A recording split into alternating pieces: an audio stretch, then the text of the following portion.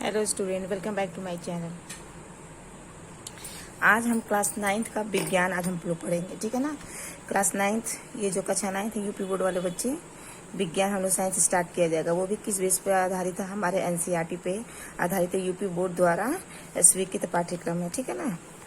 ये हम लोग आज से कक्षा जो 9 वाले हैं, क्लास 9th वाले जो बच्चे हैं, उसको हम लोग देखेंगे। इस चैप्टर में अगर देखा जाएगा, इसका स्टार्टिंग जो चैप्टर है वो आपका सेल ही है।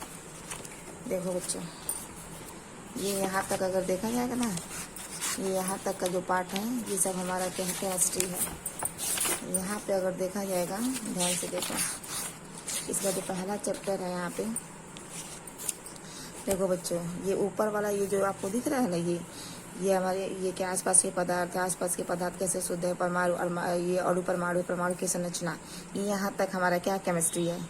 यहाँ से लेकर यहाँ तक हमारा क्या है, बायोलॉजी है। देखो कितने चैप्टर हैं इसमें टोटल, ध्यान से देखो।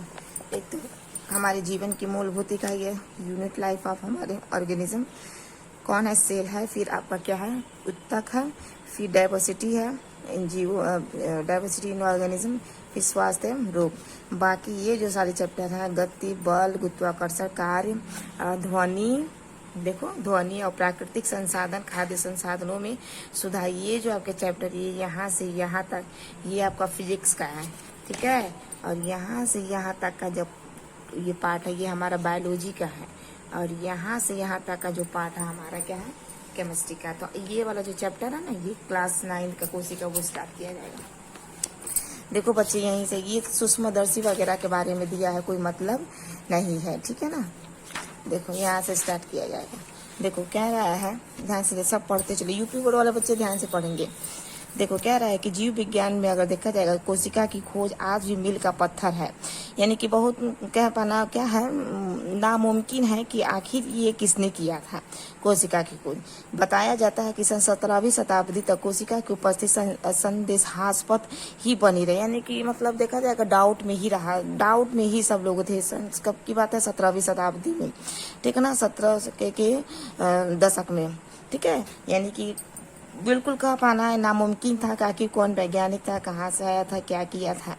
कह रहा है कि यहाँ पे, क्योंकि अधिकांश कोशिका इतनी छोटी थी कि उन्हें नग्न आंखों से देख पाना संभव नहीं था। उन्हें केवल सूक्ष्मदर्शी की सहायता से ही देखा जा सकता था।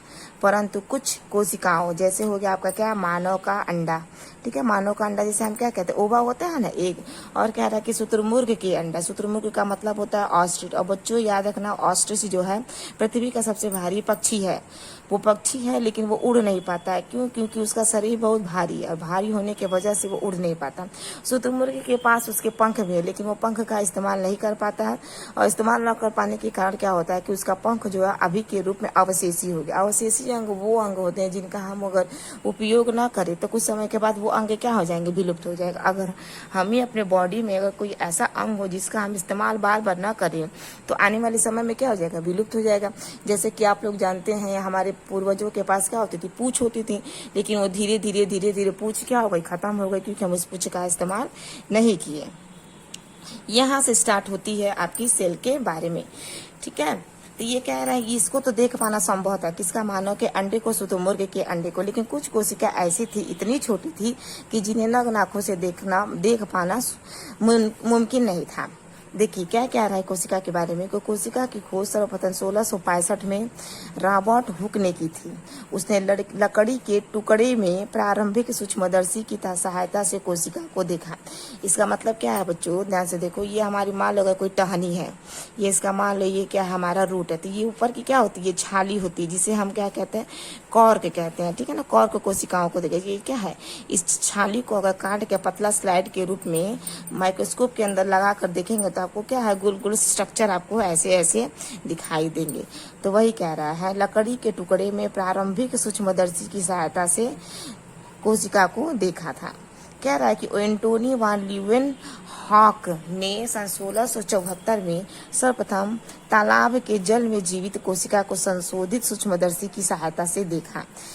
ये कौन कह रहा है, एंटोनी वान लीवन हॉक आया, कब आया, सन 1674 ईस्वी में। ठीक है। तालाब के जल में जीवित कोशिका को संशोधित सूक्ष्मदर्शी की सहायता से देखा। फिर कह रहा है कि 1831 में, देखो बच्चों ये 1600 की बात है, ये देखो 1600 में ये भी आया और 1600 में ये भी आया। उसके बाद देखो ये कब है, 1800 की बात, यानी कि 18वीं सदी में। देखो 200 साल बाद हम लोग आ गए। देख रहे हैं कहाँ से कहाँ हम लोग चले गए। 200 साल बाद कह रहा है कि 1831 में एक वैज्ञानिक आया जिसका नाम था रॉबर्ट ब्राउन। ये देखो दोनों वैज्ञानिकों का चेहरा बनाया। ये है हमारे रॉबर्ट हुक जी जिन्होंने कोशिका को खोज किया था, और ये है एंटोनी वॉन लीवेनहॉक। इसने जानते हो, इसने अपने, अगर देखा जाएगा तो इसकी एक माइक्रोस्कोप की दुकान थी। इसको माइक्रोस्कोप में बड़ा दिलचस्पी था। तो ये जो भी चीजें होती थी ना, ये माइक्रोस्कोप के अंदर ले आकर देखता था कि छोटी जीवें जो होती हैं वो कैसी दिखाई दे रही हैं। यहाँ तक किसने क्या किया था, अपने स्पर्म को भी देख लिया। तो कह रहा था कि अरे भाई इसमें तो कुछ कुछ रेंगता हुआ दिखाई दे रहा। तो रेंगता हुआ जो दिखाई दिया था, यानी कि अगर देखा जाएगा फर्स्ट लिविंग सेल्स को देखने वाला जो वैज्ञानिक था यही था एंटोनी वॉन लीवेनहॉक। इसने ही तालाब के पानी को निकाल के लाया था, माइक्रोस्कोप के अंदर ले जाकर देखा था, तो उसे कुछ रेंगते हुए जीव दिखाई दिए। तो जो रेंगता हुआ जो जीव था वो एनिमल क्यू था, यही वैज्ञानिक था। यानी कि फर्स्ट लिविंग सेल को देखने वाला जो वैज्ञानिक था, जिंदा जीव को देखने वाला था, ये था। इसने रॉबर्ट हुक ने कोशिका की खोज की थी और उसने इसका नाम भी दिया था। यही कौन था, रॉबर्ट हुक। इसने कहाँ देखा, पेड़ की टहनी को ऊपर से उसने छाली को उतारा। छाली को उतारने के बाद माइक्रोस्कोप के अंदर ले आकर देखा तो उसे गोल गोल क्या हुई, कोशिकाएं दिखी, जिसका तुलना इन्होंने किससे किया, मॉन्क में रहने वाले जो मॉन्क्स होते हैं ना, बुद्धिस्ट नहीं होते, जो गौतम बुद्ध के अनुयायी होते हैं, वो क्या होते हैं, उनके जो घर होती है ना, उनके घर को सेला कहा जाता है लैटिन वर्ड में। तो उन्होंने ही उस लैटिन वर्ड से सेला शब्द को निकाला था, और जो गोल गोल स्ट्रक्चर दिखाई दिया था, इसने इसका नाम रख दिया था सेल। अब देखो कह रहा है कि कोशिका की खोज की थी। फिर कह रहा है यहाँ पे 1893 में पुरकिंजे ने कोशिका के द्रव को प्रोटोप्लाज्म नाम दिया था। ठीक है। फिर देखो कह रहा है कि स्लाइडेन तथा स्वान नामक, देखो ये दोनों सब 1800 की बात कर रहा है। 1839 में ये देखो ये पहले आए, ये बात, ये बहुत पुरानी बात है, इनका नाम अभी हटा दो। ये 1831 के बाद ये 1839 पे चलेंगे। देखो कह रहा है 1838 और 1839 पे। देखो 31 के बाद 38 के बाद हम लोग किस पे चलेंगे, 39 पे चलेंगे। तो कह रहा है क्या कि 1838 में 1839 में दो वैज्ञानिक, जिसका नाम था स्लाइडे और एक का नाम क्या था आपका स्वान, नामक दो जीव वैज्ञानिकों ने कोशिकावाद के सिद्धांत को प्रस्तुत किया तथा कोशिका को जीवन की मूलभूत इकाई, जीवन की कैसी मूलभूत इकाई कहा। देखो बच्चों, हाई जो स्लाइडेन और स्वान जो था, ये दोनों वैज्ञानिक थे। एक ये जो स्लाइडेन था आपका देखा जाएगा, और मैथियस जो स्वान था, ये जो स्वान था ना, ये बोटेनिस्ट था और ये जर्मन का था। ठीक है। वनस्पति विज्ञान के बारे में उन्होंने वनस्पति विज्ञान के ऊपर ये अध्ययन करता था। कौन, मैथियस लाइडेन।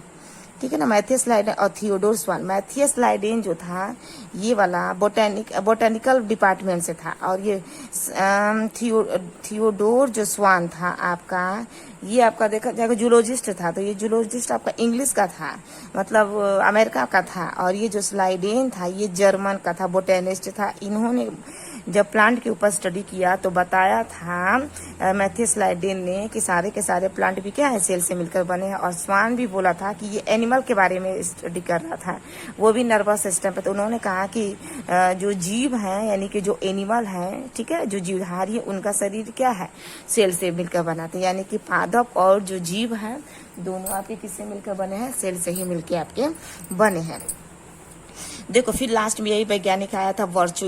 इसकी जो सिद्धांत थी ना, इसके सिद्धांत को खारिज कर देते, क्योंकि ये थोड़ा सा डायलॉग ज्यादा मारता था। इसने बोला था कि क्या नाम है, जो कोशिका की उत्पत्ति हुई है, एक कोशिका से दूसरे कोशिका की उत्पत्ति अचानक से हो गई है, लेकिन ऐसा कुछ नहीं था। हाँ, क्या आप ऐसा कह सकते हैं कि मिट्टी मिट्टी को पैदा कर सकती है? नहीं कर सकती है।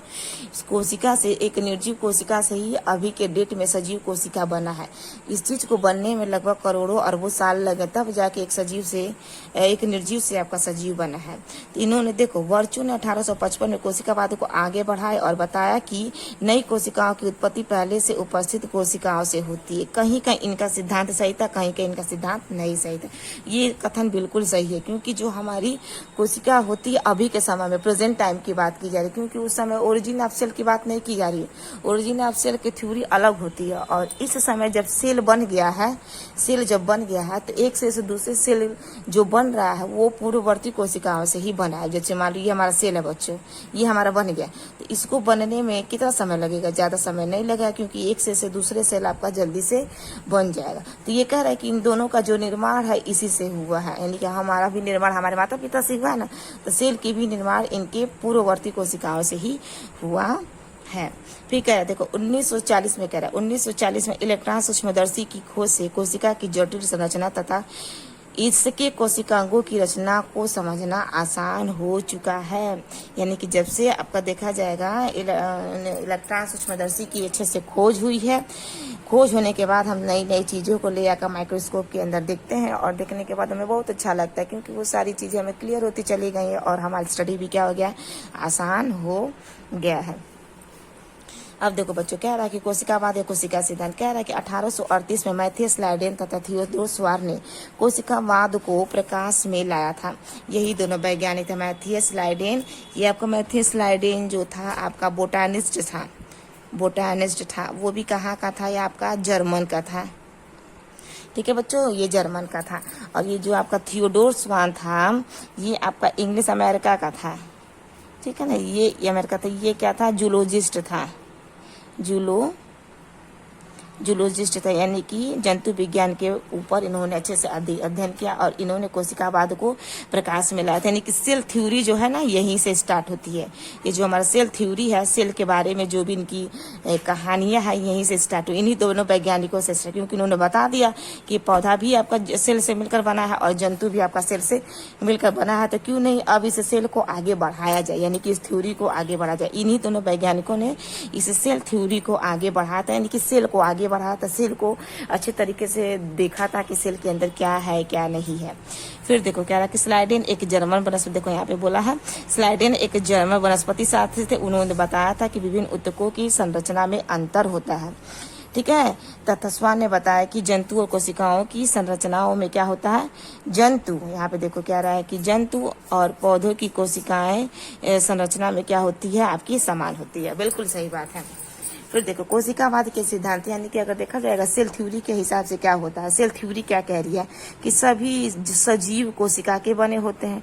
जितने सारे लिविंग थिंग्स हम जानते हैं, छोटा छोटा जीव हो गया या हमारे पृथ्वी पर उपस्थित बड़ा से बड़ा जीव, हम सबका शरीर किससे मिलकर बना है बच्चों, कोशिका से ही मिलकर बना है। फिर कह रहा है कि नई कोशिकाओं की उत्पत्ति जो है पहले से उपस्थित कोशिकाओं से ही होती है। ये भी बिल्कुल सही है। कह रहा है कि सभी कोशिकाएं संरचना एवं कार्यों में क्या होती है, समान होती है, परंतु समरूप नहीं होती है। सभी कोशिकाएं की संरचना ठीक है और उनका कार्य समान होता है, लेकिन समरूप नहीं होती है, आइडेंटिकल नहीं होती है। समरूप का मतलब एक समान नहीं होती है। यानी कि अगर देखा जाए तो ये पादप का जो उनका जो डायग्राम होता है वो अलग होता है और एनिमल का जो होता है आपका अलग होता है। तो ये देखो ये पादप को हो गया और ये आपका किसका हो गया, एनिमल का हो गया। ठीक है, इन दोनों के स्ट्रक्चर क्या होते हैं आपके, उनका जो काम होता है आपका अलग अलग होता है। फिर देखो कह रहा है किसी जीव का कार्य उसकी कोशिकाओं के कार्य पर निर्भर होता है। यानी कि अगर देखा जाएगा अगर हम जीव हैं तो हमारा कार्य किस पे निर्भर है, कोशिकाओं के ऊपर निर्भर, क्योंकि जैसा सेल हमारा काम करेगा उसी के हिसाब से हमारा बॉडी भी आपका काम करेगा। देखो कह रहा है कि एक जर्मन पैथोलॉजिस्ट रुडोल्फ वर्चो, यही रुडोल्फ वर्चो ने एक दूसरा कोशिकावाद को प्रस्तुत किया, यानी कि दूसरे सेल थ्योरी को जन्म दिया था। एक सेल थ्योरी तो यहाँ पे है ही, मतलब आगे बढ़ा रहा है, दूसरा देखो यहाँ पे कह रहा है, दूसरा बोल रहा है, क्या बोला कि इसके अनुसार नई कोशिकाओं की उत्पत्ति पुरानी कोशिकाओं के कोशिका विभाजन से होती है। यानी कि नई कोशिकाओं की जो उत्पत्ति है पुरानी कोशिका के कोशिका विभाजन से होती है। इस सिद्धांत के अनुसार सभी जीव कोशिकाओं के बने होते हैं, परंतु छोटे से विषाणु ने इस सिद्धांत को क्या कर दी, चुनौती दे दी। इसका कहने का मतलब ये है बच्चों वही, यानी कि मिट्टी को पैदा नहीं कर सकती है, अचानक से नहीं न कर सकती है। इस चीज को होने में लगभग वर्षों समय लगा होगा ना। इसे मान लो जो हमारी पृथ्वी पर सेल आई है, जो कोशिका आई है, वो क्या थी, पहले निर्जीव थी। उस निर्जीव को सजीव बनने में लगभग लाखों करोड़ों साल लगे, तब जाकर वो बना है। क्लियर है। यानी कि कह रहा है कि इस जो सेल थ्योरी है, विषाणु ने इस सिद्धांत को क्या कर दिया, चुनौती देकर। देखो बच्चों, जो विषाणु होती है ना, वो लिविंग नॉन लिविंग के बीच में रखा गया है, क्योंकि जो विषाणु होते हैं वो सजीव और निर्जीव दोनों की तरह कार्य करते। सजीव की तरह अगर देखा जाए तो उसे अगर बंद डब्बे में लाखों साल तक रख दिया तो बिल्कुल वैसे पड़ा रहेगा, लेकिन अगर किसी जीवित इंसान के अंदर अगर उसे डाल दी जाए तो बहुत तेजी से मल्टीप्लाई करेगा और पूरे शरीर पे कब्जा कर लेगा। तो इनका ये सिद्धांत था, ठीक है। इस सिद्धांत के अनुसार सभी जीव कोशिकाओं से बने होते हैं, परंतु छोटे से विषाणु ने इस सिद्धांत को चुनौती दे डाली। देखो कोशिका का मूलभूत सिद्धांत क्या है, कह रहा है कि पृथ्वी पर जीवन की शुरुआत में बहुकोशिकीय जीवों की उत्पत्ति एक कोशिकीय जीवों से जुड़ी हुई, यानी कि बहुकोशिकीय जब बनी है तो उसकी शुरुआत कहाँ से हुई, एक कोशिका। बच्चों जब एक कोशिका रहेगी तभी ना आपका 2, फिर आपका 4, 8, 16, 32 तभी तो बनेगा, ठीक है। वही कह रहा है यहाँ पे हुई है। देखो एक कोशिकीय जीव अगर देखा जाएगा केवल एक कोशिका से बने होते हैं, और सभी जीव की प्रक्रियाएं अगर देखा जाएगा पोषण, श्वसन, प्रजनन आदि इसी एक कोशिका में होती है। यानी कि अगर देखा जाए बच्चों, अगर हमारी सेल क्या है, अगर छोटी सी है, अगर मान लो अगर देखा जाए जैसे मान लो ये हमारा क्या है, ये हमारा क्या है, सेल है। इस सेल के अंदर क्या है, हमारा न्यूक्लियस है, इसके अंदर माइटोकॉन्ड्रिया, गाल्गी का, यानी कि अगर देखा जाए इसी के अंदर, इसी सेल के अंदर देखो कितना सारा छोटा सेल है, इसी सेल के अंदर हमारा श्वसन भी होगा, इसी सेल के अंदर हमारा पाचन भी होगा, परिसंच, मतलब सारा काम कहाँ हो रहा है, इसी सेल के अंदर,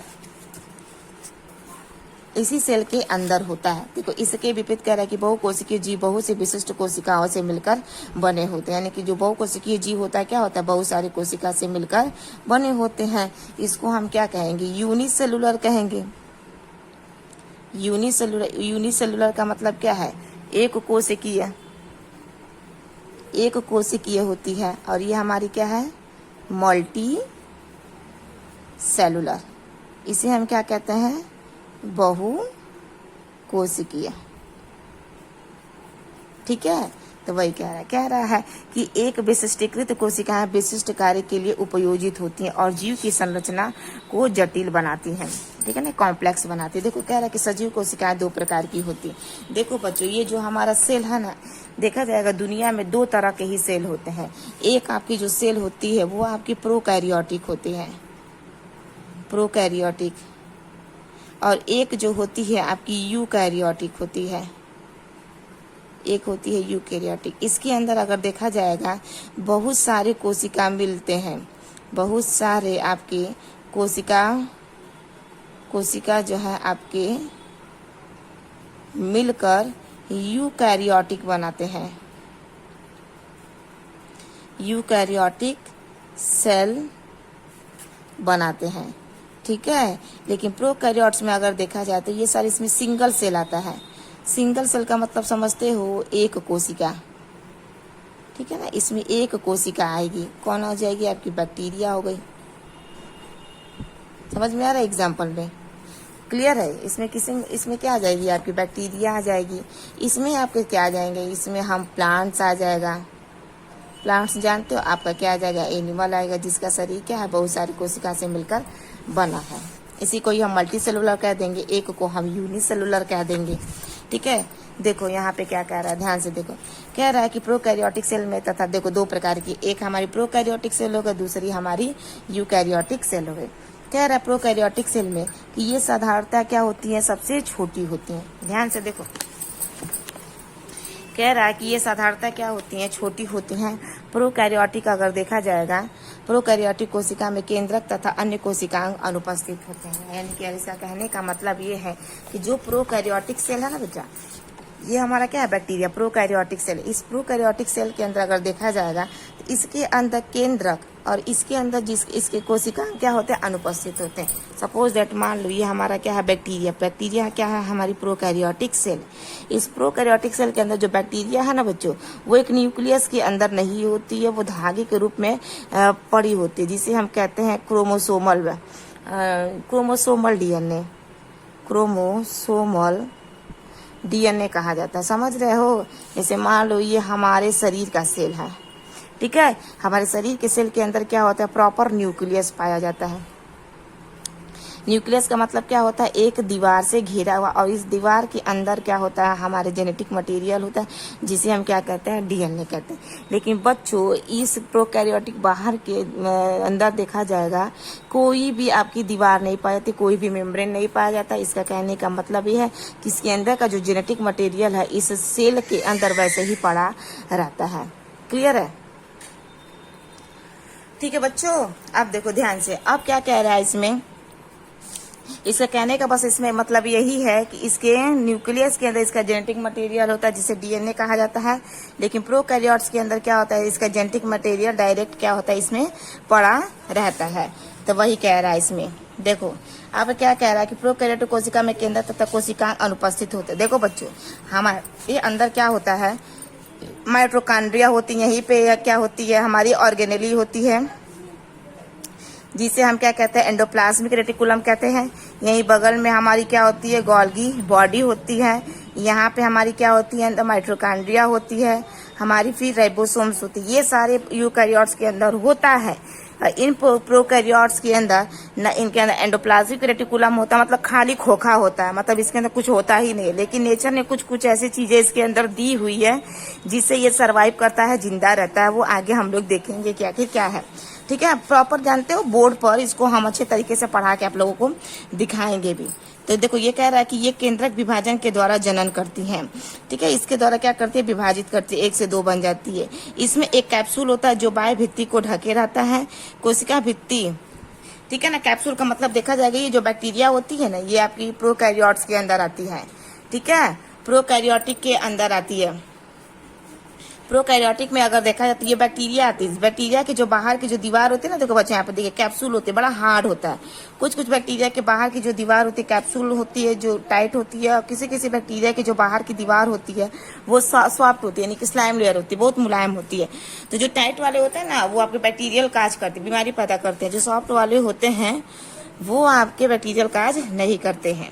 तो देखो कह रहा है कि जो बाह्य भित्ति को ढके रहती है, कोशिका भित्ति कोशिका को ताकत एवं अस्तित्व प्रदान करती है। कह रहा है कि साइटोप्लाज्म कोशिका वृद्धि में सहायता करता है और प्लाज्मा झिल्ली में प्रोटीन उपस्थित होता है। साइटोप्लाज्म में छोटे छोटे राइबोसोम्स उपस्थित होते हैं जो प्रोटीन संश्लेषण का कार्य करते हैं। यानी कि इसका कहने का मतलब बच्चों क्या है, देखो यहाँ पे इसका जो गोल गोल स्ट्रक्चर है ना, इसी को हम क्या कहते हैं, न्यूक्लियोइड कहते हैं, जेनेटिक मटेरियल है। इसके अंदर हमारा क्या छोटे छोटे बर्गर जैसे स्ट्रक्चर्स पाए जाते हैं जिसे हम राइबोसोम्स कहते हैं। ठीक है, बाहर की जो दीवार होती है, देखो बच्चों बैक्टीरिया की जो 3 दीवार होती है इस तरह लाइन से। पहली जो झिल्ली होती है ये प्लाज्मा मेम्ब्रेन की होती है। दूसरी जो झिल्ली होती है वो आपकी सेल वॉल होती है। और जो तीसरी वाली जो होती है वो आपका अगर देखा जाएगा ग्लाइकोकैलिक्स की होती है, ग्लाइकोकैलिक्स की बनी होती है। देखो क्या दिखाई दे रहा है, देखो प्लाज्मा मेम्ब्रेन दिखाई दे रहा है ना। ठीक है, सबसे अंदर प्लाज्मा, फिर दूसरे वाली क्या है तुम्हारी कोशिका भित्ति है, सबसे बाहर वाली जो होती है हमारी ग्लाइकोकैलिक्स दिखाई नहीं दे रहा है। इसमें जो ग्लाइकोकैलिक्स यही 2 प्रकार की होती है, एक आपकी हार्ड होती है और एक आपकी क्या होती है, सॉफ्ट होती है। तो जो हार्ड वाली होती है वो आपकी कैप्सूल होती है, और जो सॉफ्ट वाली होती है वो आपकी स्लाइम लेयर होती है। सॉफ्टी जेलेटिन होती है ना, जेली जैसी होती है। क्लियर है? तो देखो यहाँ पे कह रहा है क्या कि साइटोप्लाज्म में छोटे छोटे क्या होते हैं, इसके अंदर का जो खाली भाग होता है उसे हम साइटोप्लाज्म कहते हैं, कोशिका का द्रव्य कहते हैं। इसमें कह रहा है क्या होती है, आपकी राइबोसोम्स होती है। राइबोसोम्स बर्गर जैसी स्ट्रक्चर्स होती है। ये राइबोसोम क्या करती है, प्रोटीन्स बनाती है। कह रहा है कि जो प्रोटीन संश्लेषण का कार्य करती है। मीसोसोम्स कोशिकीय श्वसन में सहायक होती है। यहाँ पे अगर देखा जाएगा ना, कुछ सिलेंड्रिकल क्या होते हैं, गोल गोल स्ट्रक्चर्स पाए जाते हैं जिन्हें हम मीसोसोम्स कहते हैं। वो क्या करती है, वो एनर्जी जनरेट करने में मदद करती है, यानी कि उसके अंदर से एनर्जी जनरेट होता है तभी बैक्टीरिया आपकी चलेगी। फिर देखो कह रहा है कि प्लाज्मिक डीएनए, इसके अंदर प्लाज्मिक डीएनए भी पाई जाती है, पिलाई पाई जाती है तथा फ्लैजेला के छोटे सर्कल रूप होते हैं। किंगडम मोनेरा से अगर देखा संबंधित जीवों में प्रोकैरियोटिक कोशिका होती है। किंगडम जो मोनेरा, देखो बच्चों 5 किंगडम है। किंगडम में अगर देखा जाएगा टोटल आपके 5 किंगडम आते हैं। ठीक है ना, 5 किंगडम। पहला अगर किंगडम अगर देखा जाएगा तो पहला किंगडम आपका मोनेरा आता है। दूसरा जो किंगडम है आपका प्रोटिस्टा आता है। तीसरा जो किंगडम है आपकी फंगी आती है। ठीक है। चौथा जो किंगडम है आपका प्लांटी आता है, और पांचवा जो आपका किंगडम है एनामेलिया आता है। ठीक है ना, एनिमेलिया यानी कि एनिमल आपका, यही 5 किंगडम है। ये जो मोनेरा जो है ना, इस मोनेरा में अगर देखा जाएगा प्रोकैरियोट्स को रखा गया है, प्रोकैरियोटिक जीवों को रखा गया है। प्रोकैरियोटिक का प्रो का मतलब जो होता है पुराना, जो पुराना सबसे पहले जो पृथ्वी पर जीव आए थे ना, उनको प्रोकैरियोट्स कहा जाता है। इन सारे जीवों को मोनेरा के अंतर्गत रखा गया है। मतलब जो नेकेड आई से हमें दिखाई नहीं दे सकते हैं, उनको हम प्रोकैरियोट जीव कहते हैं। उनको एक किंगडम उनका अलग से बना दिया गया है। इस किंगडम में खाली छोटे छोटे जो सूक्ष्म जीवों की खोज हुई है, और जो छोटे सूक्ष्म जीव हैं सारे एक अलग किंगडम में बैठा दिया गया है कि तुम सब सारे मोनेरा में रहोगे। इससे अलग पहचान हो जाती है ना। अगर हम कहें बैक्टीरिया किस किंगडम में आएगा, तो बच्चों कहेंगे मोनेरा। कहेंगे सवाल किस में, ब्लू ग्रीन एल्गी किस में आएगी, तो हम कहेंगे अरे भाई मोनेरा पढ़े तो मोनेरा में। तो इसी में आपका अगर देखा जाएगा बैक्टीरिया भी इसी में आएगी। ठीक है, इसी में तुम लोग का अगर देखा जाएगा जो ब्लू ग्रीन एल्गी है ना, ब्लू ग्रीन एल्गी इसी में ही तुम लोग की आ जाएगी। और एक इसी में ही तुम लोग का माइक्रोप्लाज्म भी आता है। माइक्रोप्लाज्म सबसे छोटा सबसे स्मॉलेस्ट सेल है। क्लियर है बच्चों। तो सारे के सारे किसके अंतर्गत आएंगे, किंगडम मोनेरा के संबंधित जीव हैं, और ये सब किस में आएंगे, प्रोकैरियोट जीवों में आएंगे। देखो कह रहा है किंगडम मोनेरा का अध्ययन हम अध्याय जो है 7 में करेंगे। 7 चैप्टर जो मतलब अगर देखा जाएगा इसको अच्छे तरीके से ना, किंगडम मोनेरा के बारे में 11th में अच्छे तरीके से पढ़ाया गया है, लेकिन हमें इतना कुछ ध्यान नहीं देना है। 9th में यही बेसिक चीज है, यही जो बताया ना, यही चीज, इससे ज्यादा कुछ आएंगे ही नहीं। परीक्षा में पूछेगा तुम लोग को, देखो क्या पूछेगा परीक्षा में, तो पूछेगा तुम लोग का कोशिका क्या है। तो कोशिका हम जानते हैं कि संरचनात्मक और क्रियात्मक इकाई है। कोशिका से ही हमारा शरीर बना हुआ है। छोटे से छोटा जीव का शरीर या बड़े से बड़े जीव का शरीर जो है कोशिका से ही मिलकर बना है। कोशिका की खोज किसने किया था, तो रॉबर्ट हुक ने किया था सन 1665 ईस्वी में, 16वीं ईस्वी में आया था। कोशिका के अंदर केंद्रक होता है, उसने किसका किया था खोज, रॉबर्ट आपका देखा जाएगा ब्राउन ने किया था।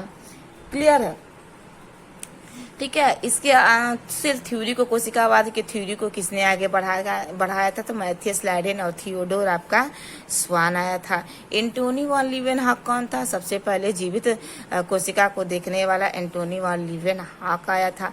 वर्चो कौन था, रुडोल्फ वर्चो कौन था, रुडोल्फ वर्चो ने एक कोशिका का सिद्धांत दिया था। उसने कहा था कि प्रत्येक कोशिका की जो उत्पत्ति होती है वो पूर्ववर्ती कोशिकाओं से ही होती है। ठीक है, एक सिद्धांत उसका खारिज हो गया था और एक सिद्धांत उसका लागू हो गया था। कौन खारिज हो गया था, उसने कहा था कि वो जो कोशिकाओं की उत्पत्ति होती है अचानक से एक कोशिका दूसरी कोशिका में बदल जाती है। ऐसा बिल्कुल नहीं है बच्चों। पुराने समय में अगर देखा जाएगा तो सबसे पहले जो कोशिका निर्जीव ही आई थी उसको बदलने में सजीव में टाइम लगा, करोड़ों खरबों साल लगे। लेकिन अभी के समय में हमारा सेल से तो बॉडी बन गया ना, तो एक सेल से दूसरे सेल को डिवाइड होने में समय नहीं लगता है। ठीक है, तो यही सेल है। अब फिर कह रहा है कि इस सेल को कितने भागों में बांटा गया, यानी कि दुनिया में अगर देखा जाएगा 2 तरह का सेल होता है, एक प्रोकैरियोटिक होता है, एक आपका यूकैरियोटिक होता है। प्रोकैरियोटिक में सूक्ष्म जीवों को रखा गया जिन्हें हम नेकेड आई से नहीं देख सकते। हाय बच्चों देखो, हाय यहाँ से यहाँ तक की जितना तुम्हारा भाग है ना, इसको हम यूकैरियोटिक कहेंगे। क्या कहेंगे, यूकैरियोटिक, जिसका शरीर मल्टीपल सेल से मिलकर बना है। और ये तुम्हारा किस में है, तुम्हारा ये तुम्हारा यूकैरियोटिक में, ये तुम्हारा यूकैरियोटिक हो गया, और ये तुम्हारा कौन सा हो गया, प्रोकैरियोटिक हो गया, ये यूकैरियोटिक। ये दुनिया में यही 2 सेल हैं, यूकैरियोटिक और प्रोकैरियोटिक।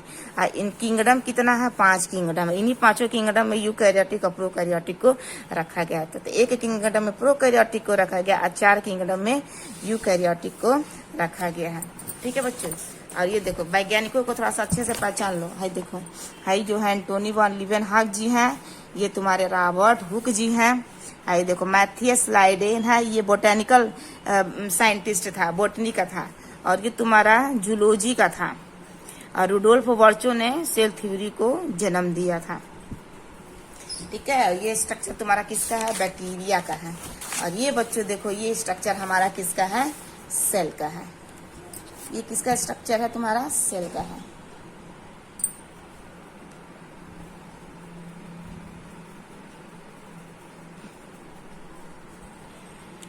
देखो बच्चों, ये वाला जो है ना, ये वाला तुम्हारा जंतु का ये प्लांट का कोशिका है, और ये वाला जो है ये तुम्हारा एनिमल का कोशिका, ये हम लोगों के अंदर का है।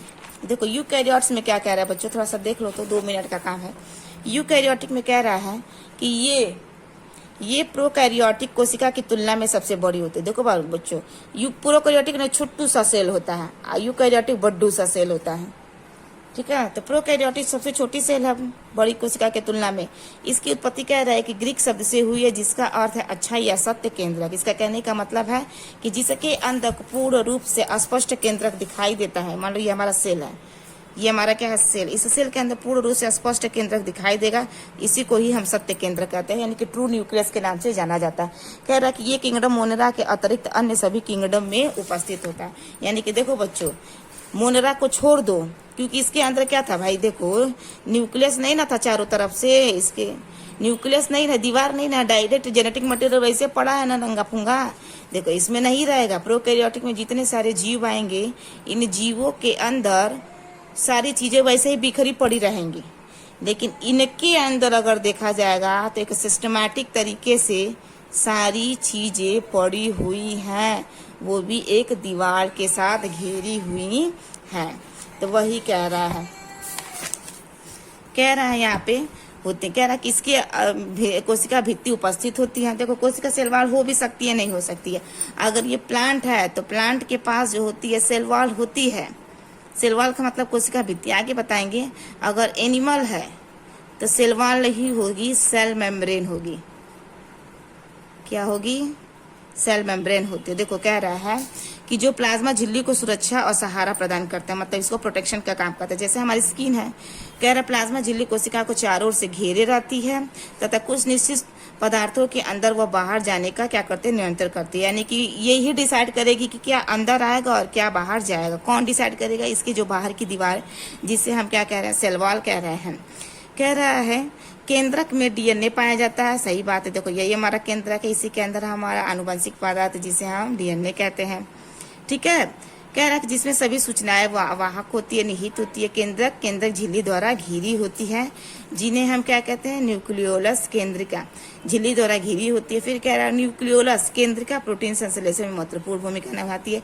इस केंद्रक के अंदर हमारी क्या होती है, केंद्रिका होती है। देखो इसके अंदर बड़ा सा जो गोला दिखाई दे रहा है ना, ये हमारा केंद्रक है। इस केंद्र के अंदर क्या हमारी केंद्रिका है, जो प्रोटीन संश्लेषण में बनाने में अहम भूमिका निभाती है। आगे बताएंगे, सब लाइन बाय लाइन बताते चलेंगे। माइटोकॉन्ड्रिया क्या है, अपनी कोशिका क्रियाओं में भाग लेती है। क्लोरोप्लास्ट हरितलवक है, प्रकाश संश्लेषण में भाग लेता है। एंडोप्लाज्मिक रेटिकुलम पदार्थों की गतिशीलता में सहायता करता है। मैंने जो प्रोडक्ट बनाकर एक जगह से दूसरी जगह भेजने का काम करता रहा है, वो सोम प्रोटीन बनाने में क्या होते हैं, सहायक होते हैं।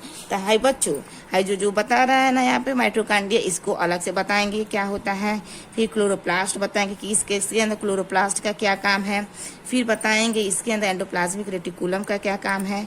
फिर बताएंगे राइबोसोम का, इसके अंदर क्या काम होता है, कैसे प्रोटीन बनाती है। ठीक है। तो बच्चों ये हमारा सेल हो गया। अब यहाँ पे हमारा डिफरेंट आ जाएगा प्रोकैरियोट और यूकैरियोट्स के अंदर। तो आई होप आपको ये वीडियो अच्छी लगी हो, तो प्लीज ढेर सारा लाइक करिए, शेयर करिए, सब्सक्राइब करिए और हमारे वीडियो को आप वॉच करिए।